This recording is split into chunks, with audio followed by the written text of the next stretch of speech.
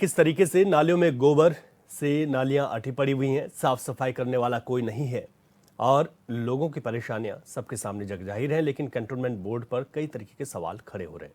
हमारे संवाददाता मनीष पाराशर, जिन्होंने रिपोर्ट हमें भेजी, इस वक्त हमारे साथ फोन लाइन पर जुड़ गए। मनीष, जिस तरीके की स्थितियां बनी हुई हैं, आपने ग्राउंड से दिखाया कि वाकई में जो तस्वीरें हैं वो ये बताती हैं कि कहीं ना कहीं जो जिम्मेदार हैं वो अपनी जिम्मेदारियों का निर्वहन तो कर ही नहीं रहे हैं और साथ ही साथ गंभीर भी नहीं है। लोगों को बड़ी दिक्कतें हैं। पूरी यथास्थिति क्या है? बिल्कुल रवि, जैसा कि आपने तस्वीरों में देखा भी होगा और जनता ने जो आप बताया है वो हमारे तमाम दर्शकों ने सुना भी है और अधिकारी भी इसको जरूर सुन रहे होंगे। जिस तरह से मेरठ के कैंटोनमेंट बोर्ड के हालात ये हैं कि वहां साफ सफाई को लेकर कोई खास व्यवस्था नहीं है, जबकि रक्षा मंत्रालय केंद्र सरकार के अधीन मेरठ का कैंटोनमेंट बोर्ड हो या कहीं का भी कैंटोनमेंट बोर्ड हो, रक्षा मंत्रालय के अधीन आता है, जहां से बजट भी पास होता है और तमाम उनको दिशा निर्देश भी दिए जाते हैं कि हरा भरा कैंट और स्वच्छ कैंट रखने के। लेकिन उसके बावजूद कैंट के क्षेत्र के हालात ये हैं कि मेरे जो कैंट क्षेत्र का लालकुर्ती बाजार है, वहां पर पड़ने वाले बकरी मोहल्ले में इस कदर जो गाय का गोबर और भैंस का गोबर है वो नालियों से अटा पड़ा है, जिस कारण लोगों के घरों में भी गंदा पानी पहुंच रहा है। वहां पे सफाई कर्मी नहीं पहुंचते, महीनों महीनों हो जाते हैं वहां पे कोई भी सफाई कर्मी नहीं पहुंचता, जिस कारण लोगों का जीना मुहाल है। वहां डेयरी चलाने वाले लोग इतने दबंग हैं कि वो उनकी शिकायत करने पर उनके साथ मारपीट की जाती है। यहाँ तक कि साफ तौर पर यहाँ पर यह भी देखा गया कि जब सफाई कर्मी या सफाई करने आते हैं तो उनके सामने ही वहां पर गोबर डालने का जो काम जो है डेयरी संचालक करते हैं। कैंट क्षेत्र में लगभग 102 डेयरियां चल रही हैं, जबकि सुप्रीम कोर्ट ने सख्त आदेश भी दिए थे कि नगरीय क्षेत्रों से तमाम दूध की डेयरियों को बाहर निकाला जाए और कैटल कॉलोनी बचाकर उनको वहां पर बसाया जाए। लेकिन अधिकारी इस ओर भी ध्यान नहीं दे रहे। जो स्थानीय लोग हैं वो इस कारण काफी परेशान है। जब हम भी इसकी वीडियोग्राफी कर रहे थे तो हमारे से भी वो लड़ने को तैयार थे, हमारा भी वो विरोध कर रहे थे, लेकिन हमारी टीम पीछे नहीं हटी और जनता की आवाज को हमने उठाया है ताकि वो जनप्रतिनिधियों तक पहुंच सके। जो जनप्रतिनिधि हैं जनता के, उन तक ये आवाज पहुंचे और वो इस बात को मुद्दा बनाए और इस पर अहम एक निर्णय ले। लेकिन देखा गया कि विधायक जो भाजपा से विधायक हैं कैंट क्षेत्र से, अमित अग्रवाल, वो भी क्षेत्र का भ्रमण करके आए, उसके बावजूद स्थिति जस की तस बनी हुई है। तमाम जो कैंट क्षेत्र के अधिकारी हैं, बड़े अधिकारी हैं, वो भी इस ओर बिल्कुल भी ध्यान नहीं दे रहे, जिस कारण जीना वहां जनता का मुहाल है। पास में ही स्कूल है, पास में ही यहाँ पे मंदिर भी है, लोग पूजा करने जाते हैं। छोटे छोटे बच्चे जब स्कूल में जाते हैं तो कई बार वो गोबर में फिसल कर चोटिल भी हो जाते हैं, लेकिन उस ओर फिर भी कोई अधिकारी ध्यान नहीं दे रहा। ये एक बड़ी समस्या है जो अभी तक गंभीरता से कैंटोनमेंट बोर्ड के अधिकारियों ने नहीं ली है। बिल्कुल ठीक कह रहे हैं आप मनीष, और आप बने रहेगा हमारे साथ। कुछ और लोगों से बातचीत करते हैं। समाज सेवी मनीष शर्मा इस वक्त हमारे साथ फोन लाइन पर है। मनीष जी, आपका बहुत स्वागत है चैनल पर। पुनीत जी, माफ कीजिएगा, बहुत स्वागत है आपका। पुनीत जी सुन पा रहे हैं?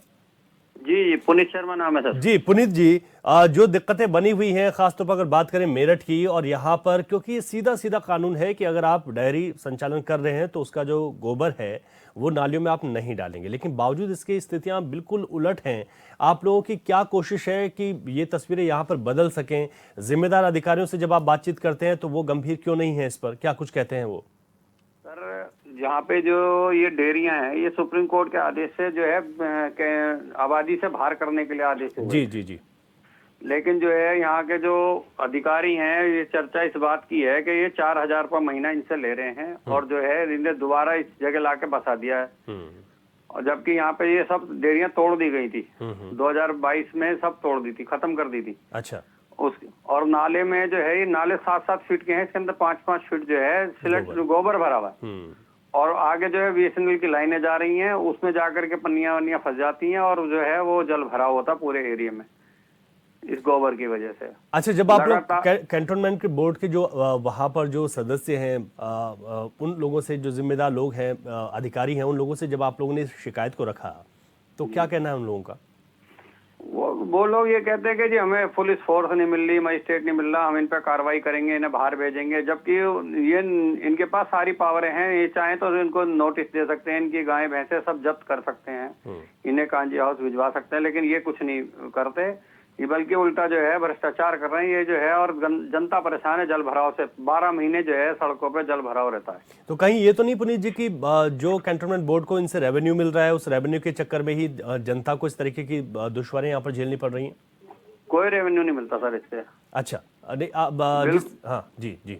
रेवेन्यू कोई नहीं है, क्योंकि सुप्रीम कोर्ट का आदेश है। खोटा प्रथा जो है वो बंद कर दी गई है बिल्कुल, और उसके अंदर जो है यहाँ पे जितने भी गाय भैंस पकड़ने का वो सिस्टम था वो भी सब सब बंद कर दिए गए हैं, क्योंकि यहाँ पे जो है रखने की वो ही नहीं है परमिशन, सुप्रीम कोर्ट का आदेश है। और जो है बाहर चली गई थी कैंट से उसमें, और फिर दोबारा जो है ये इन्होंने जो है लाके फिर दोबारा बसा दिया, और जबकि सब तोड़ दिए गए थे, सारी चीजें वो खत्म कर दी गई। तो ये तो सीधे सीधे कोर्ट के आदेश की भी अवहेलना यहाँ पर देखी जा रही है। बिल्कुल कोर्ट के आदेश नहीं, ये कोर्ट को मानते ही नहीं, क्योंकि यहाँ से कोई सुनवाई नहीं है।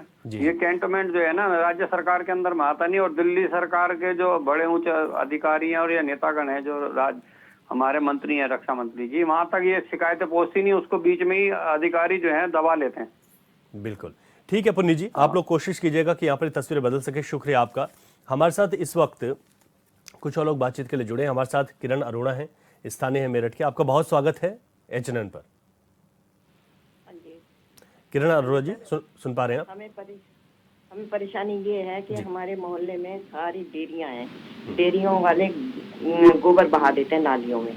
नाली जबकि गहरी है नालियां, फिर भी ऐसे जाम रहती हैं कि पानी बाहर निकलता है। आना जाना इतना दुश्वार हो जाता है, कुत्ते इतने घूमते रहते हैं।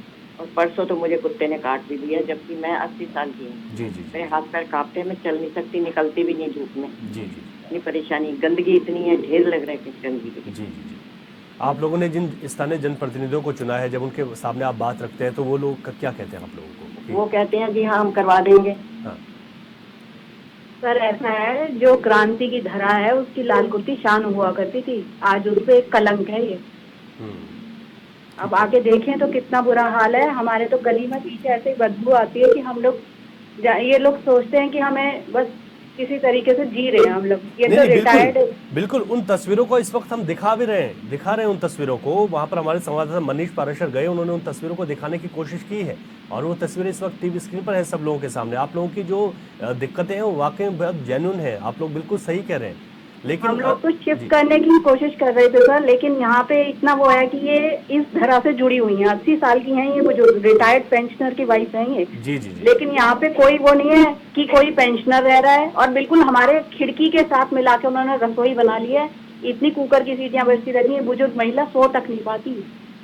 मतलब कोई किराएदार अगर रह रहा है तो वो मजे से अपनी जो कैंटोनमेंट की जमीन है उस पर कुछ भी कर लेते।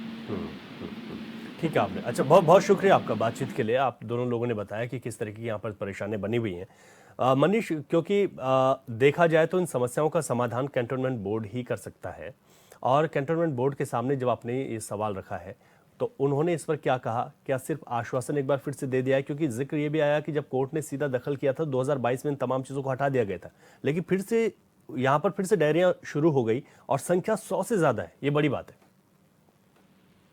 बिल्कुल, अभी जिस तरह से स्थानीय लोगों ने हमें मौके पर बताया कि जो यहाँ पर डेयरियां चल रही हैं वो कहीं ना कहीं कैंटोनमेंट बोर्ड की शय पर यहाँ पर चल रही हैं। कुछ सुविधा शुल्क जाता है तो किसी अधिकारी के यहाँ पर दूध, जिस कारण इन पर वो मेहरबानी बनी हुई है और डेयरियों को इनको बाहर नहीं किया जा रहा।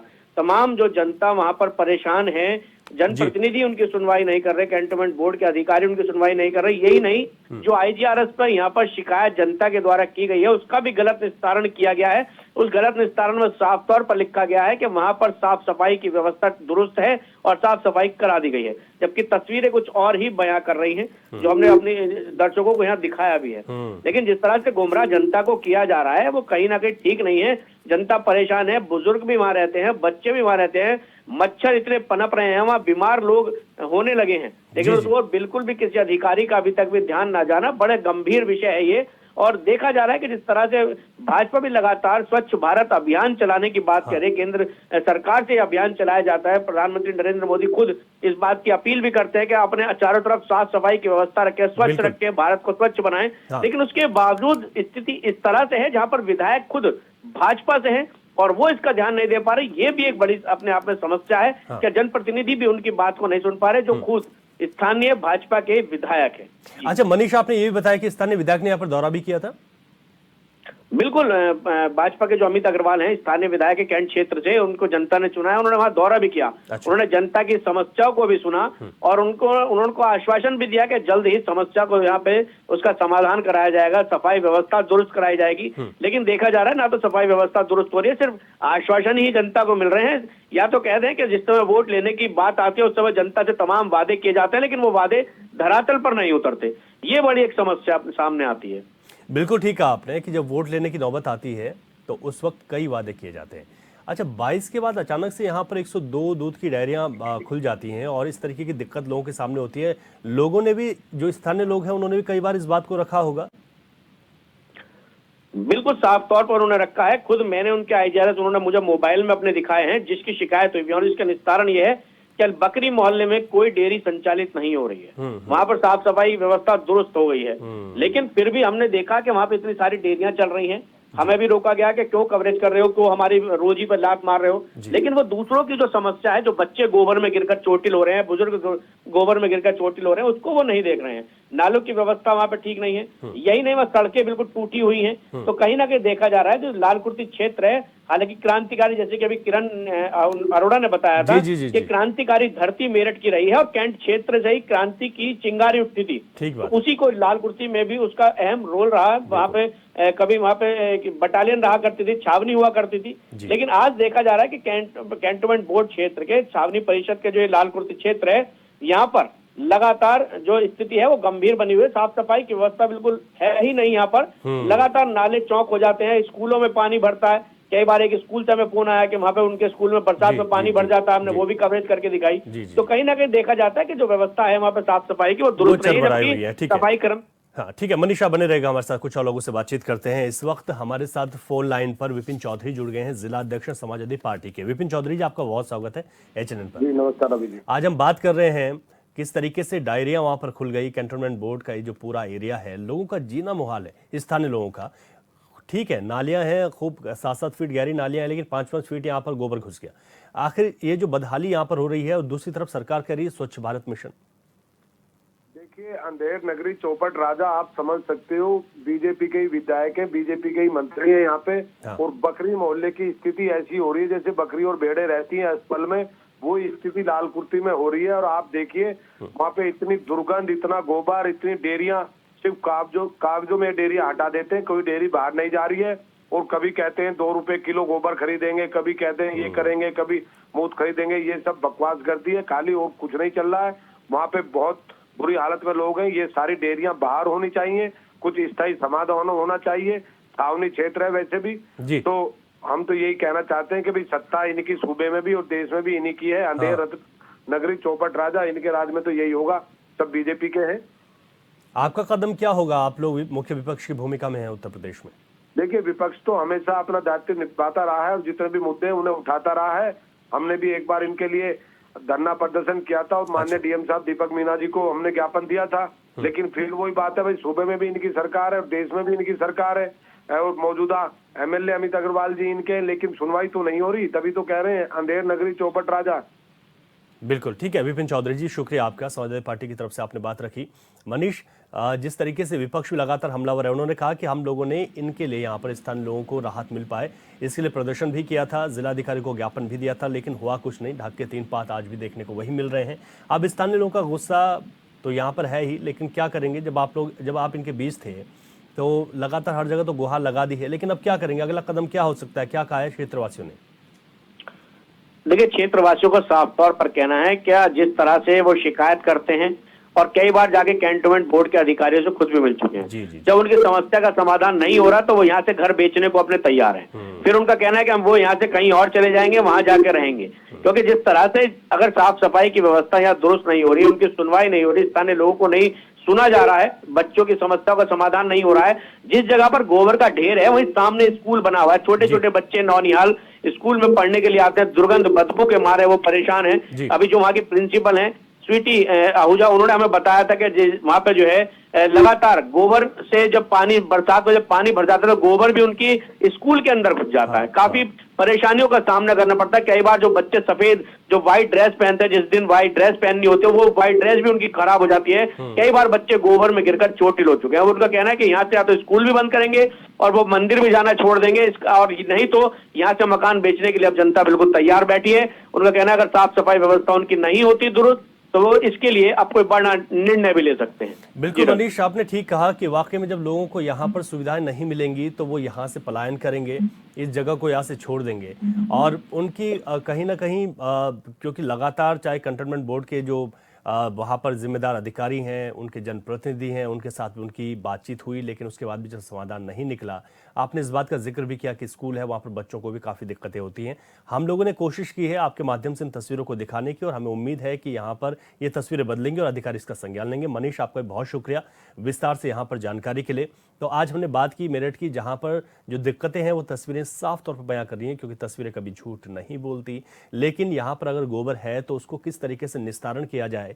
जो लोग डेयरी यहाँ पर चलाते हैं उनका जो रोजगार इससे जुड़ा हुआ है, उनका रोजगार भी रहे, लेकिन उसका सही जगह पर निस्तारण हो। ऐसे नालियों में अगर फेंक देंगे तो आसपास के लोगों को दिक्कतें होंगी।